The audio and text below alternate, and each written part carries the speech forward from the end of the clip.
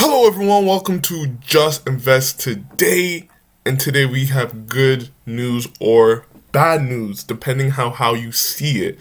Guys, I want you to tell me what you think about this when we talk about it, when we read about it, because I feel it can go either way. This could be very bad, a lot more delisting to happen. We saw what Didi, the potential of delisting there because of security issues that the CCP said, or this can be positive news for Alibaba, for Tencent, for JD.com. The market is kind of reacting a little bit differently to the news. Some stocks are up pre-market, some are down. So it depends on how we see it. So let's get into this article, man. But before we do, can you please like this video, subscribe to my channel. I'm going to be providing you guys with so much new content every day or almost every day. So thank you. Subscribe. So let's read this. China plans to ban loophole used by tech firms for foreign IPOs.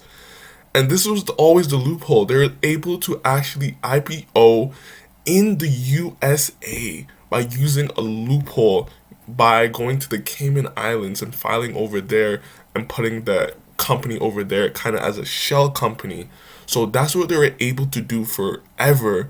But now China sees this as a bad thing, kind of, because they're able to do this without actually going through all the security precautions. So China is planning to ban companies from going public on foreign stock markets to variable interest entities, according to people familiar with the matter, closing a loophole long used by country's technology industry to raise capital from overseas investors. Can you imagine all the capital they're going to be destroyed and all the money Wall Street has been making off these IPOs? That's just going to go all the way to the gutter. And you remember, all these companies, all these firms need the Chinese markets, need the Chinese IPOs to make all this money. So it's not in their interest to kind of stop this or not continue this. And because Wall Street loves the fees, they love it. The ban, intended in part to address concerns over data security, is among changes including the new draft of China overseas listing rules that may be finalized as soon as this month. So how do you think the market's going to react if they finalize these rules? Companies using so-called VIE structure would still be allowed to pursue initial public offerings in Hong Kong, subject to regulatory approval. So this is the situation, and this is where I'm seeing.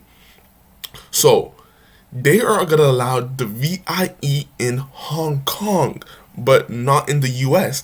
And the US was saying the same thing. They were saying that we are not allowing any more IPOs for now until all the hazards and all the risk are mitigated, because a lot of these IPOs are just IPOing in New York Stock Exchange and then just going down, and they're saying people don't understand the risk. So the good news for this is that the CCP is allowing VIE structure in Hong Kong after it goes through the regulatory process and the security checks. So the VIE entity is still going to be allowed, which is good news. Then they say in this article that the VIE in USA right now that's already listed, they're saying they're not going to delist those companies. So is this just a rumor? Is this true? Who knows? This is just Bloomberg putting out an article. So companies currently listed in the US and Hong Kong that use VIEs would need to make adjustments to their ownership structure and are more transparent in regulatory reviews. So this is it. They're going to have to put more, you have to understand the company better, and the ownership structure has to be more transparent. So is that good news? Because remember, global investors are scared to invest in China right now and in Chinese companies. So if they make all that ownership structure more transparent, is that going to boost the Alibaba stock, Tencent, JD.com, because it's going to be more transparent on what they are allowing, what they like, and what they don't like, right? So you can see it that way. But then you can also see it in this light, and this is the negative light. As China and USA still go through their battles, they're still they're talking, but they still have hiccups in their relationship. So moves that could revive fears of decoupling between China and the US in areas like technology. So that's the issue right now. This is the negative news, the bad news.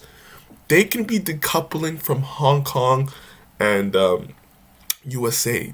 Are trying to split apart. So there's going to be no more IPOs in USA, So what does that mean? Is China trying to get away from the USA? Are they actually like just getting out of there and just being more cautious? Is it really the security risk, or they're just trying to say, USA, we're not going to be on your markets anymore. We're not going to do any business with you. So we're just going to future. They're just setting this up now for in the future they can just delist all their stocks. That's a possibility if you really think about it. If it keeps going this route of we want all of our IPOs in Hong Kong, no more in the US, and if it's in the US, we just want to decouple from you. They're gonna eventually decouple all their holdings already in the US. So that is a risk that potentially could be possible because USA and Hong Kong, China, they're all in like disagreement right now. Nothing's final. People are still scared about the delisting risk because it's still there. The VIE structure risk because people don't believe in the VIE. But it's funny how people believed in it 5 years ago. No one talked about the VIE. It was all good until all of this regulatory shadow laid on Alibaba and Tencent. So we're going to probably see more IPOs in Hong Kong. That's what I'm seeing from this article. But like, subscribe down below right now. Thank you. Peace.